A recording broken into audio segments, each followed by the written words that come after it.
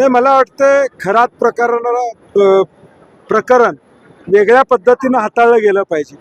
याची गृह खात्याला माहिती 3 महिन्यापूर्वी होती अशी आमची माहिती आहे. मग 3 महिने ही माहिती का थांबवली होती?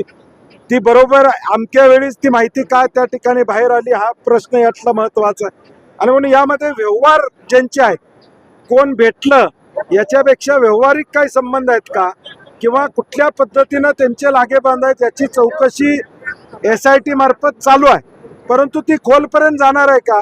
कारण की फक्त खरातांच्या पर्यंत राहून बाकीच्यांना अभय या ठिकाणी मिळणार आहे का, हा प्रश्न महत्वाचा आहे. आणि खरात सारखी प्रवृत्ती या महाराष्ट्रामध्ये निर्माण होता कामा नये यासाठी आत्ता कारवाई ही तातडीनं आणि लवकरात लवकर होणं महाराष्ट्रातल्या महिलांसाठी आणि महाराष्ट्रातल्या जनतेसाठी महत्वाचं आहे.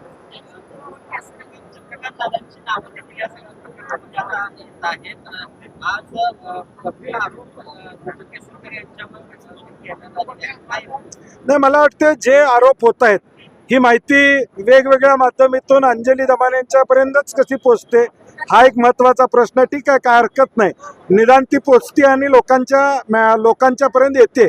परंतु ज्यांच्यावर आरोप आहेत मला वाटतं त्यांनी खुलासा करणं अपेक्षित आहे. आज दीपक केसरकरांच्यावर आरोप झाला असेल तर त्यांनी पुढे होऊन त्याचा खुलासा केला पाहिजे, समोर माध्यमांच्या समोर आलं पाहिजे. रुपालीताईंनी समोर माध्यमाच्या आलं पाहिजे आणि सांगितलं पाहिजे जे काय होते संबंध तर होते म्हणून सांगितलं पाहिजे. आता कागदावर दिसायला लागले, बँक अकाउंटमध्ये पैसे ट्रान्सफर झालेले दिसत आहेत. आता याच्यापेक्षा आणि काय पुरावा पाहिजे?